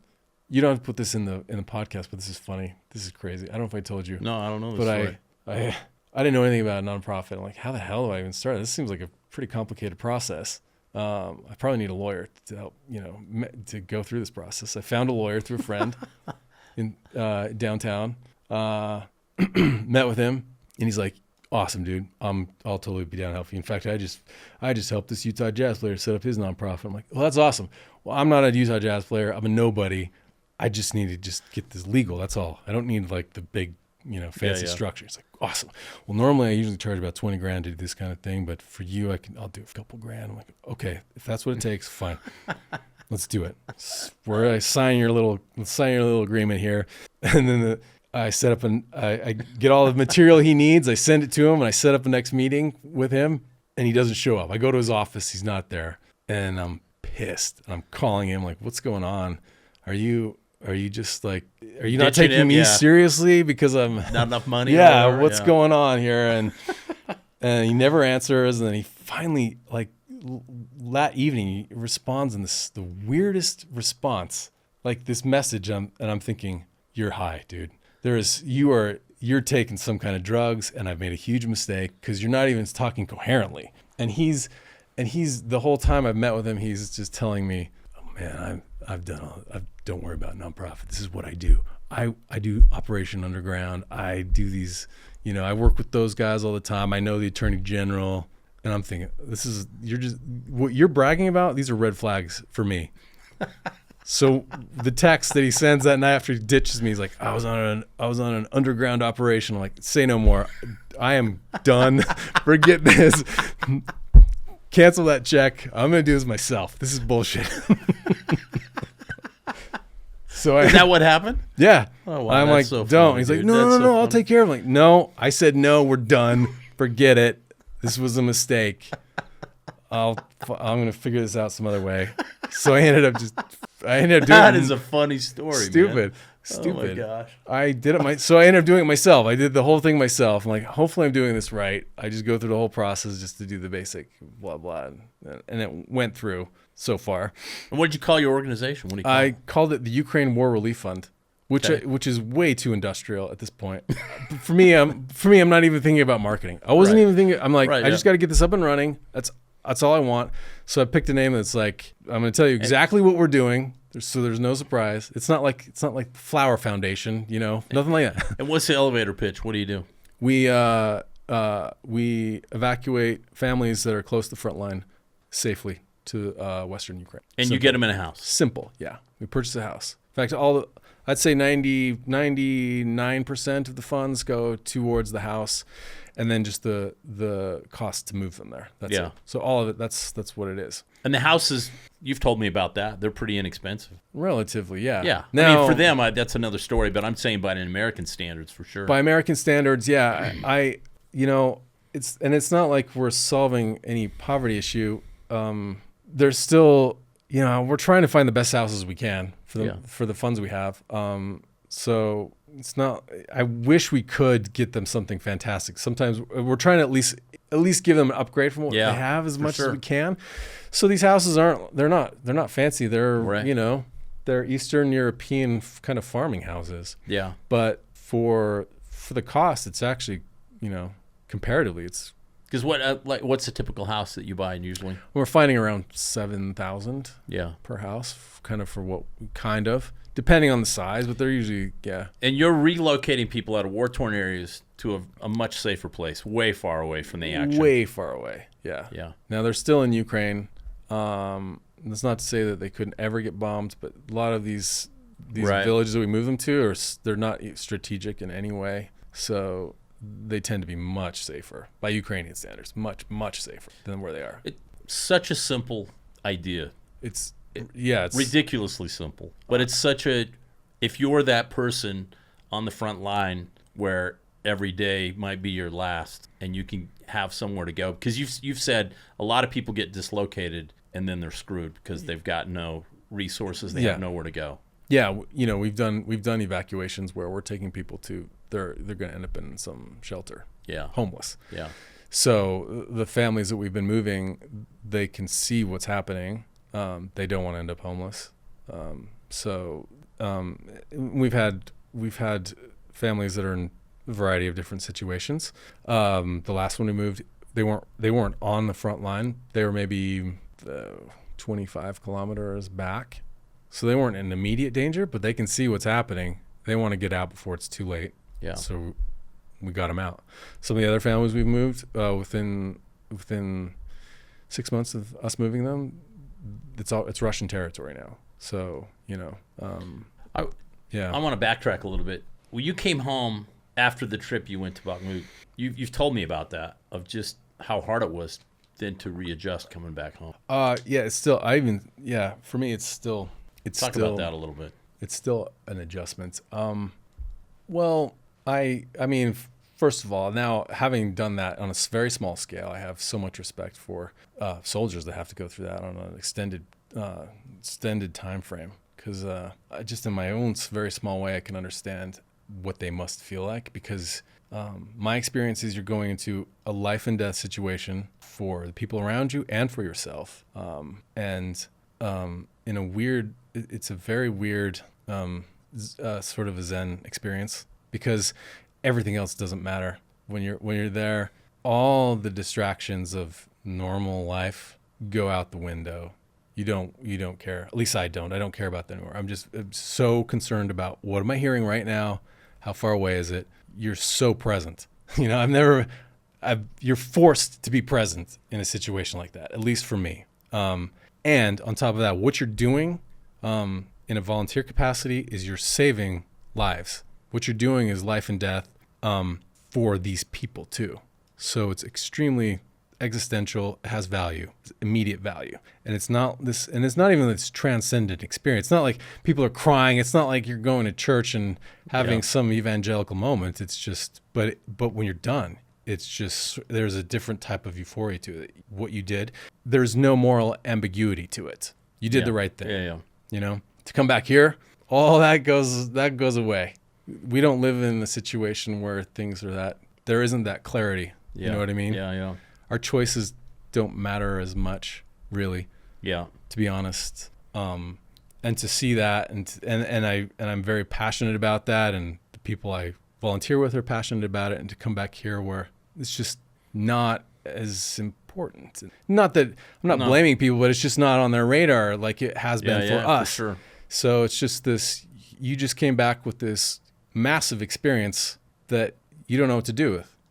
Like any soldier, I think, would feel. Yeah. You know? So Everything here feels, in regular life, feels trivial. Yeah, it does actually. Material stuff seems trivial. People's problems, not that they aren't important or anything, just feel trivial when you're out there and it's life and death. Yes, and I see that, and I've done this more than one time now, to the point where that really, you know, I'm like, I don't know, I'm a middle-aged guy, midlife, you know. I think you and I have talked a little bit about it, where you want some value and meaning in what you're doing. And it's sometimes at this point in your life, it gets hard to find that. Right. Because you're just going through motions and especially, well, I mean, look, you've worked on some big stuff, some cool stuff, music video stuff, cool film projects. But it is, I think, at a certain point, you get at a certain age and you go, what's really important to me? Because some of that, just the charm of that loses its value, even though it's not cool. I mean, it is cool. I'm not saying it's not cool, but it just, the value of it just seems to diminish, I feel like. Absolutely. Yeah. And what's really, and then you're seeking like, well, what's really important? What really means anything? Because yeah. I mean, I enjoy the process of what I do, sure. and I enjoy hanging out with my buddies and making the stuff. I really enjoy the creative process. Yeah, for sure. And at the end of the day, you know, a lot of the stuff that we end up doing is, well, okay. Yeah. Did I change the world with that? No. Yeah. You know, versus Ukraine. Well, we literally saved someone's life today. You know, it's a very different type of vibe to it. How many times have you been over there since when you started this? Since that Bakhmut trip, how many times have you been? So since the war started, I think 7 times. I think 7 trips out. Yeah. And the last trip, you talked about, because the last time you were there, just a few months ago? Yeah, I got back a month and a half ago, and I was there for 2 months. The story of the, when you went to you were getting the couple out, and you went there to the house, and she'd passed away. You got that story? Yeah. So, so I had raised funds to move some more families, and I went to Kramatorsk, to base. We call it base. It's a great name. Yeah. So even that they have descriptive. They have a house. They have a house. It's not a fancy house, but it's big house for volunteers to come in and out. And we just call it base. So I'd gone to base with, you know, where Anton is, and his team that have rotation of volunteers, Ukrainian volunteers coming in, some international volunteers coming in. It's just like an open house, just, you know, pretty cool. So I'd gone out.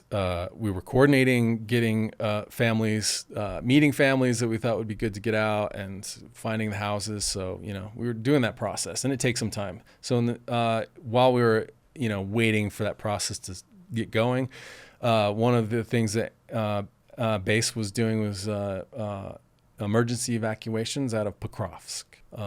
So they have 2 armored vehicles, and they'll go into these frontline cities and evac people that have requested to get out. And they were doing that every day while I was there. There was some rotating team going in and doing these evacs. So extremely dangerous. You know, like Bakhmut at the time with the drones, the danger was artillery. It's completely shifted now. It's drones. Drones are the most dangerous thing in these areas at this point by far. Artillery is still going on constantly, but that's just background noise at this point. For us, it's bizarre. You know, you hear artillery. I mean, 2 years ago, I would have been scared shitless to hear artillery. Now it doesn't mean much. When I hear buzzing, that's when I think we're dead. So Pokrovsk is right now, it's currently one of those cities on the front line that's aggressively has an offensive against it. And so I had gone in on these missions while we were waiting to move the families. I went in with these guys to go. So it's basically a white van, isn't it? Yeah. It has some armor on it? It's an armored vehicle, so it has, I don't know, I think it's steel on the top, on the but side. It basically just looks like it looks like one of those... a Sprinter van. Doesn't it kind of? Yeah. Yeah. You know, like kind of like those Brink. Yeah. You know those trucks you see around? It's kind of like that. It's got like a small windows on the side, and it's got the dashboard, and that's it. And it's labeled, so if they care, they would know you're a volunteer. It's labeled, it says evacuation on the front. Yeah. It has a base logo on the side. It's white. we wear armor. Over our armor, we wear like a white, it looks like a worker's, kind of like a flashy. Nothing military. Absolutely, deliberately not military. Not that it makes a difference, but it's like when you write the report about what happens, you can say like, yeah, well, clearly we're not, you know. And you have a helmet. You show me that helmet. You wear a helmet. We wear body protection, and we're always carrying first aid, like a IFAC kit. We're usually even carrying that even when we're not going into like a front line. We're usually just carrying that with us everywhere. But when you go in there, you go in. Oh, there's some protocol when you pull up in the van, is there not? Didn't you tell me that? We with base, they have established sort of protocol that they'll go through to try and be as safe as possible. This is so we'll get to, in Bucharest, you go to Dobropilia, which is the next town north. It's like the next town before you get in there. That's when we would gear up, Before that, you're driving in, you got to get your gas station hot dog and coffee for breakfast. Yeah. That's for me, the Ukrainian hot dog thing, man. Got to have it. Good? Huh. Got to have it. Very good. I mean, I don't know. It's the novelty of it. I don't know. So me and it's like going to a baseball game. Kind of. I mean, it's their version of the hot dog, and it's just that's what you do. So my trip in, I went with Anton, and I went with another British volunteer named Eddie. Anton was the one that spoke Ukrainian, spoke Russian, so he was, the coordinator, and we would, Eddie was driving, and I sat in the back as like the drone spotter, or just, whatever. So you get to Dobropilia after you've had your hot dog, and you gear up. There's the protocol. They're not going to go in there just to go pick up, really, to go wander. It's way too dangerous to do that. Yeah. So someone has requested through a network of NGOs saying, I'm ready to get out of here. And there's only a few that are going into Bucharest at that point. So Base was one of them. So they're coordinating. They have another NGO that usually stays just outside of Dobropilia at a pickup point. So there's this coordination between a couple of different NGOs. Base will say, okay, we have 3 people or 3 families we're going to get today. Right. They're going to be at this address at this time. They plot out a map on an app that we all share. So everyone knows here's the route we're going to go. So in case something happens, you can see it. Right. Sharing the location real time. And that's kind of like... While you're leaving your cell phone on. Yeah, we so do. They know if something happens, Russians they know where can to probably get you. see it, but our team can also see it too. So it's a trade-off. Yep. So we're sharing it on... Yeah, we share it with Google Maps. This is where we're at. We're all sharing on this other app. So it's everyone can see where we are. And then, once you get close, you put your helmet on. We had a drone catcher. Which turn was that what? on. Yep. Explain it's like that. a little 5-inch monitor that can pick up a video signal of a drone that's in close vicinity to you. Now it doesn't work all the time, but it'll beep and then it'll start to show you. If it can catch that video signal, it's going to show you on the screen what it's seeing, what the drone is seeing. Yeah. And we've had a lot of debates about how useful it's helpful, that is. but it's also don't make that your only tool because there are so many drones in the area. While you're looking at one, there might be another one right behind you. Yeah. You might be catching a Ukrainian drone. You have no idea. And explain why these drones are dangerous if people don't know. At this point during the war, drones have changed the entire war in Ukraine. Ukraine's like they're the underdogs. They need support that they're not getting, and so what they've decided to do is get really creative. They realize these drones are not only great for surveillance, but they can also carry an ordnance.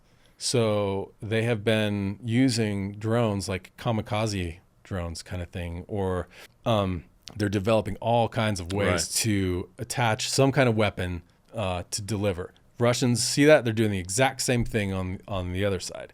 So now, while I think on the front line, it used to be a heavy artillery kind of war. It's shifted to drone warfare on both sides. Right.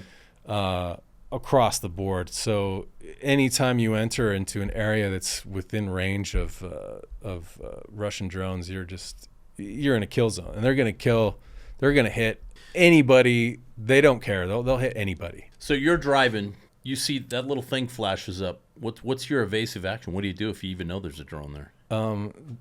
There's not much you can do. There really isn't. Yeah. There really isn't. You can't. The drones can go. It's hard I don't to know. outrun them. Yeah, you can't. Yeah. So if you're on a straight road, maybe, but we're in an armored vehicle. Yeah. You know, we're It's not way like you down. can hide from them or anything because they're just watching you. No. I mean, there's some things when we go in. There's some things you can do, but not a ton. Yeah. Yeah. You're fucked if you see. I mean. Yeah.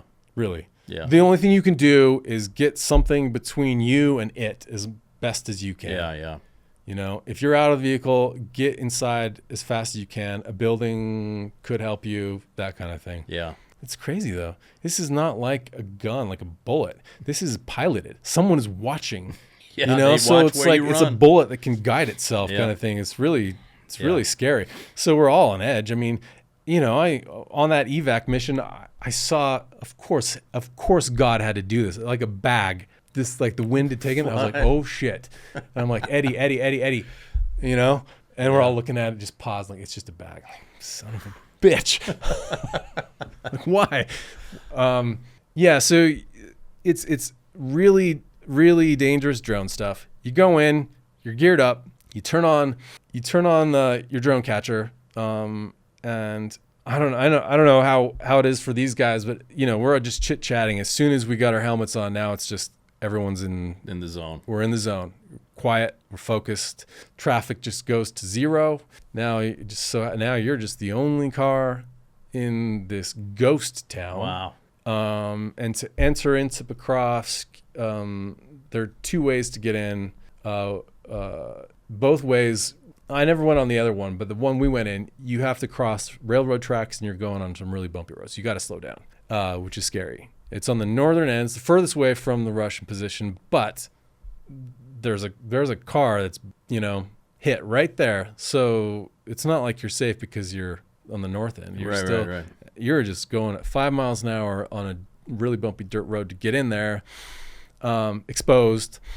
Once you get past that point, now you're in the city, and it's completely empty. You'll occasionally see some guy on his bike wandering around. I mean, yeah, some people are out walking, and you're like, what on earth are you doing here?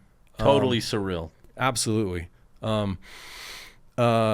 So, you know, we had gone in that day. There was a couple of things that we were going to do. Usually you go in, you pick up a couple or a family, you take them out to the drop-off point, and you go back in. So you're going in and out a couple of times. Yeah. You don't want to stay very long. So we had this, the first address we had was a lady that had requested an evac. I think it was maybe 2 or 3 days before. And Anton had gone in. The gate was locked. He was yelling. Couldn't no get any answer. response, yeah. So we decided to go back. We went back to that house. You park the vehicle as close to the gate or whatever. You don't want it ever in the middle of the road. You want to make it look like it's parked as much as you can, like on a tree or something. Right. And this was just a neighborhood with just normal houses. We park it like right up against the wall, spread out when you walk, so you keep some distance. Door's locked again. Eddie climbs the fence, is able to unlock the gate. Eddie goes into the back. Most houses in Ukraine have like a summer kitchen, like a separate little tiny place. So we went to look in the back. Anton and I went in the house to look, and so just open the door, and Anton's just yelling that we're volunteers. Hello, we're just here, you know, coming in. We look around, can't find anybody. Eddie runs back to us. So I found her. She's in the back. She's dead in the summer house. Her husband was hiding with her. So we went back there, and Anton was able to talk to the husband to find out what had happened. She had passed away, I think 2 days. 2 days. Like of a heart attack or something. It was something medical. It wasn't related to any military injury. Yeah. But he had He laid her out on the couch in the summer house and closed her eyes, and he like folded her arms like this, and he had wrapped some kind of like a little sheet over her jaw so her jaw wouldn't fall open. Yeah. And he was he was Shocked? Was he kind of despondent? he was kind of despondent. He was talking to us, but I think he was at a loss. He just didn't even know. He just didn't know what to do. Yeah, it's what it felt like to me. Oh, for sure. I think he was worried that how old were they? Gosh, I would guess like 60s. Yeah. Most people that are stuck in these areas at this point in time Or older. that don't have resources to get out. Anton was talking to him. Eddie grabbed like the curtain from the wall, put it over her, and I think Anton was telling him, we can get you out. You should leave. It's too dangerous for you to stay here. And he didn't want to leave. Didn't want to leave her. And we're not allowed to take Dead a bodies. body. Yeah. So I think Anton told him, here's the number. If you want to get out, we'll call the police to tell them what had happened. So if they can get to you, they can take care of her for you. And then we left him. He stayed. That was it. He stayed.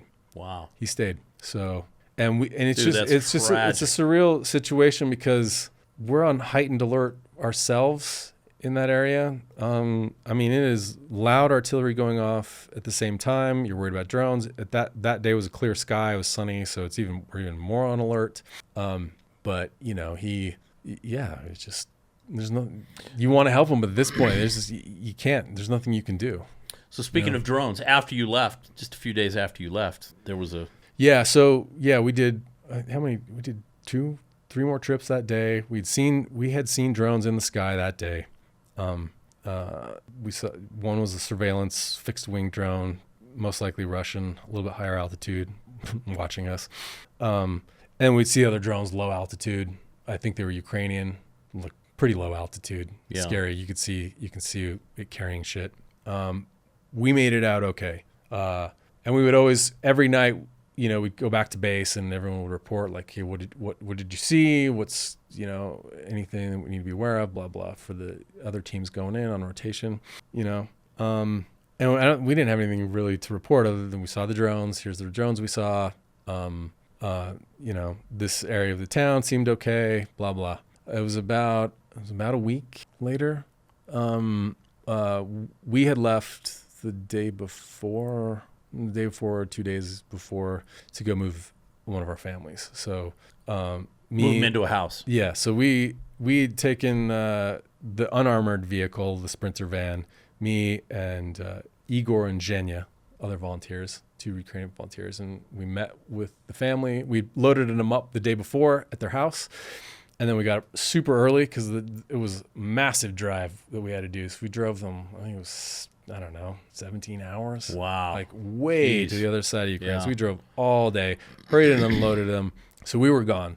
We were gone like in Western Ukraine, driving back to Kyiv when we got word that there was some sort of incident that had happened in Bucharest with our other team that morning. And come to find out, it was a drone attack that had hit our team on their last, I think it was their last leg out. They had 2 civilians. They'd already done some missions, and they had 2 civilians in the vehicle with them when they got hit with the drone. And they were almost out of Pokrovsk when they got hit. So the drone, Was it above the driver? Yeah, I don't know if they picked up the signal or not. I don't think they were even aware. Yeah. I don't think so. But it was right above the driver, little bit back behind him. So it hit the top of the vehicle. Yeah. And we think it was like a shaped charge RPG kind of thing because the impact was, Eddie was driving, he took the brunt of the impact. So it was pretty directional. It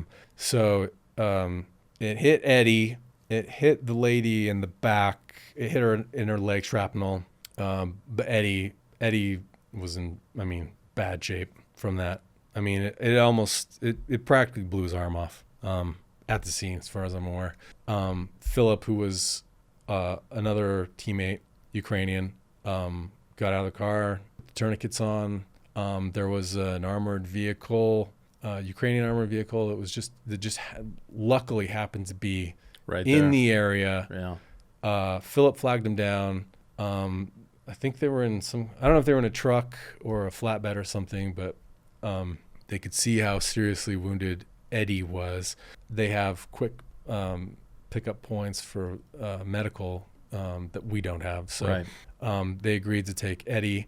They took the other civilian passenger that was not wounded, the male. He went with Eddie, and they took him to stabilization points that drove him to the hospital in Dobropilia. And then Philip took the other lady who had been wounded, non-life-threatening. They took her to the hospital, and they met up and kind of assessed the situation. And I think that's where they amputated. I think they did it right there at Eddie's arm. His arm and his leg. And his leg. Yeah.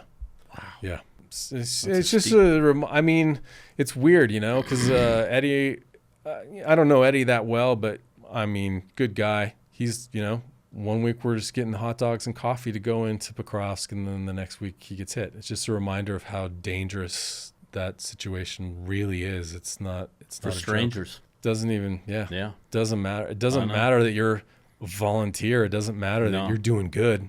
They're gonna kill whoever they can. So how many people have you relocated in houses? we have done. I'm trying to think. We've done seven. Seven. I think 7. Yeah. Well, I still have one other family that we're in the process of doing right now. So it'll be 7. Dude, that's pretty 8 cool. Once we find Pretty our cool. house. That's pretty meaningful.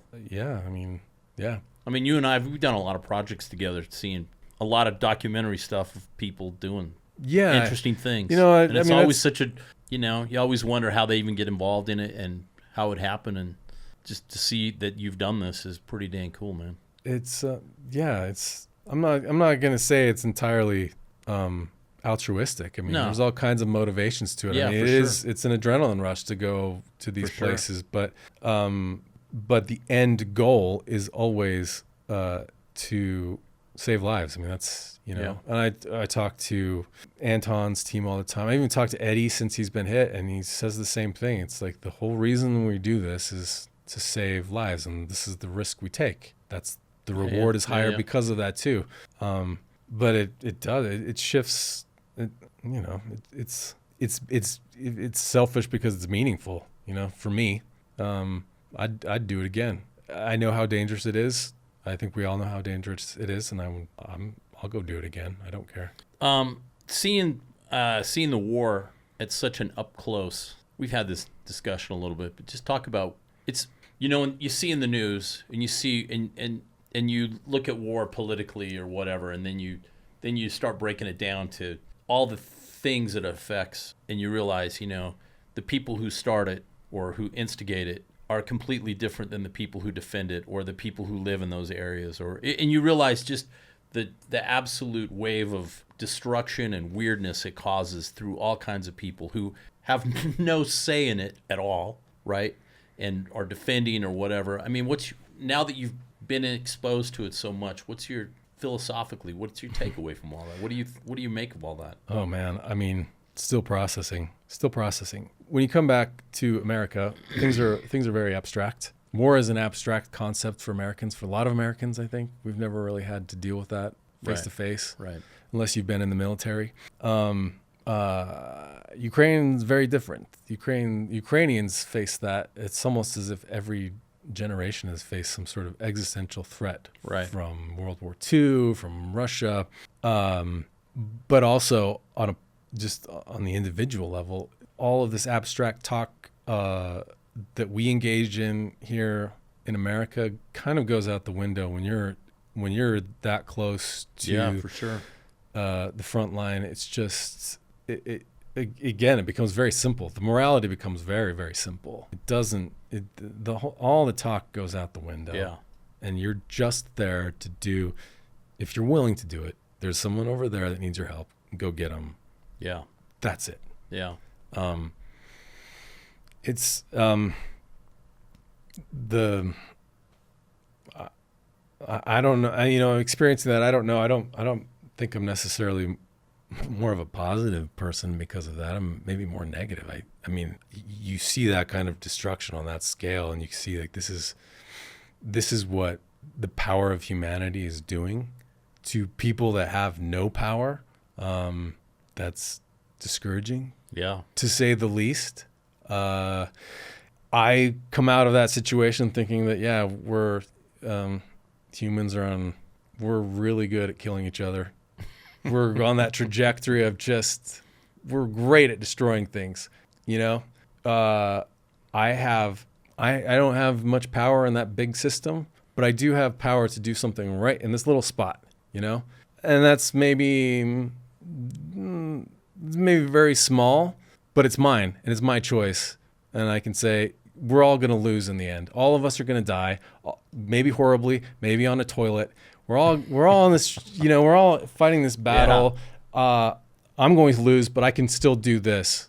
It's not going to matter in the big scheme of things to me. You know what I mean? You know, in another life or whatever, there's no like reward. I'm not doing it for that, but it's just, I'm doing it because I can see that they need help and I have some resources to do it. So why not do it? Yeah. You know, I'm not solving their entire life either. They're still going to have problems as soon as I get them to their new house. Right. But right now I can do something constructive. And immediate. Yeah. And it's, like I said, and we're still going to lose, but I'm still going to do it.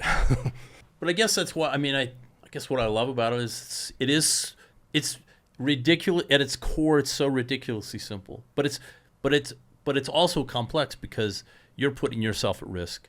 People are putting themselves at risk, right? Like the complexity of like, you have to get over there. You have to actually coordinate. You actually have to, that's complex. But the actual, what you're doing is so ridiculously simple on its face. I'm just moving someone out of a bad situation into a better situation where they're safer. And that's something. It is. It's not, yeah, it is. It is. It means something. I hope it means something to them. I'm sure it does. It absolutely means something to me. I can't expect it to mean something to everybody else around me, but it means something to me that I did that. Yeah. I'm still an asshole at the end of the day. I'm a douche, but I did that. At least I did that. Yeah. So, you know, that day when I moved them, I was the good guy. That's pretty cool. So it's, yeah, I mean, I want to do more of it. I you know, the whole environment of it. I mean, those guys that I work with, Anton, Eddie, all of that team, those guys are some of the bravest people I've ever met in my life. And they're just normal dudes. Yeah. Well, and you said he's recovering now, right? He's had the surgery. Yeah. So he's in rehab kind of stuff. You learn to live with one leg, one arm. And you just said how great his attitude is. It's crazy. I mean, you know, crazy. He's British. Don't hold that against him, though. Not holding that against him at all. But, you know, he's British. Yeah. He had the opportunity to go back to England to recover. He decided to stay in Ukraine. He's so committed to what he's doing. It's just as much his fight as it is Ukrainians. He's decided, I'm going to recover here so I can go back to volunteering. I just think that's you just don't see that every day, you know. He's that committed to an idea that I think it has moral value, and he's willing. Yeah, he has put his life on the line. He has sacrificed his life for it, and he's still going for it. Yeah. I don't get to see that every day. It's just really inspiring to me, you know? And they're all, I mean, at this point, I would trust all of them with my life. I've seen them without any question. Yeah. You know, and I love the fact that they're all a bit kind of like me. They're a little bit, you know, they aren't CEOs of companies. They're like these little kind of ragtag group of guys that have decided to come together and pool their resources together to do something really great. Yeah. You know, it's awesome. So I want more of that. I can tell it lights you up. It's real. Yeah.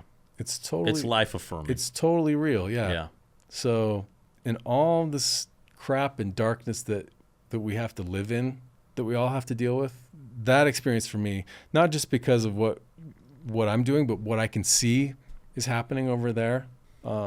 It's inspiring. It's not just Ukraine. Yeah. You know, but maybe I hope that it's just, for me is an experience to start looking at other opportunities elsewhere. You don't have to go all the way to Ukraine, to the front line, to be able to do something of value for somebody. Yeah. Just find something that's passionate for you and just do it. Yeah. Just do it's it. It's ridiculously simple if you just step into it, right? Yeah. Yeah.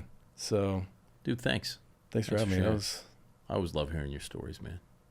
So many good stories. You got to get Dodge here next. Dodge, we'll get Dodge will get he'll blow your mind with stories. It's crazy. Some Chechenian stories. Man, yeah. I don't know. Will's stories were pretty wild too. Oh my gosh, man. Will would be a good one, I think. Yeah. Yeah. It's interesting that it's just interesting to go out. You know. Have you ever heard those guys talk about that the biologists or sociologists can't. The one thing they can't figure out is why people would sacrifice. They can see it why you'd sacrifice for your family or whatever, but to sacrifice for a stranger is for them is kind of like, well, that doesn't make any biological sense. Yeah. But I guess I would say, yeah, there's a lot of dark shit that goes on all the time. The world is dark, but for every action there's a reaction, and I would guess, I guess that's what I would put what you've been doing and those guys, Eddie and those guys are doing is the reaction to the dark. It's the inversion of the dark or the evil or the menacing, and it's the opposite, right? If you didn't in one weird sense, if you didn't have one, you couldn't have the other. You know what I'm saying? Yeah. Which is, I don't know. War is so uniquely human. It's what's her name? Martha Gellhorn. You know her? She's married to Ernest Hemingway. She reported Spanish Civil War and World War II, and that she says something like it's our ancient tradition to murder each other, and we're good at it. It's true. It seems so irrational. But she also says, I like what she says too. I'm going to butcher it, but she's like, I'm a reporter. My voice is as powerful as one cricket in the night, but goddamn it, it's my voice, and I'm gonna say it anyway. Yeah. I might not do jack shit, but yeah, I'm gonna speak up. Just from your description and what I can tell, and you don't know anything because you can every day on YouTube, for instance, just the stuff I'm wired into, I can see, oh, Russia's taking a beating, oh, Ukraine's taking a beating. Oh, this and that, and you realize too, like they say, the first thing that dies is the truth when it comes to a war, because you just don't know what's really real. But it sure seems like this Ukraine conflict is a real modern version of kind of what I picture World War I to be like, which is just this total grind fest. The only thing difference is we've gotten rid of the trenches now, and we're just doing the drones. There's no open conflict in the way that it used to be. And honestly, the way the West has portrayed it, I feel like is weird because I don't feel like it's gotten much. Nobody really knows what's going on. They haven't really given it a lot of... I don't think people know the suffering or the amount of people that have been affected by this really clearly. I think everybody's just kind of ignoring the real brutality of it all, Yeah, and I don't necessarily blame people either. I've been there. How can I can't even comprehend the scale of that. I don't know how you, I don't know if we're built to manage that kind of destruction. I don't know how you even just, man, once you light that fuse, it's like you're going to blow everything up, and you don't know, once you start it, you don't know where it's going to end up. You don't know how it's all going to be affected. Because once you light that fuse and start the chaos, all bets are off at that point. You don't know what people are going to do. You don't know how people are going to react. You don't know what's going to get destroyed in the process or how many people are going to get dragged into it, which is why it's all terrible. And the other side too is, this is going on 3 years now. It's becoming. Think of kids that are now growing up with a normal life for them is hearing an air alert and a missile going off. What is that going to do? What is that going to do 20 years down the road? For sure. You start these things, and they don't get. People want revenge 40 years later, 50 years later. It just creates these weird. I don't know. It's such a human thing, though, right? Yeah, it's the weakness of the species. You know what I mean? Brilliant. We're brilliant at just coming up with ways to just destroy things, man. Well, we should do this again. I want to hear other stories, because I know you got a million stories, but thanks for coming in today. Yeah. Thanks for having me. It was cool. Dude, that was great. That was cool. Man, that's so...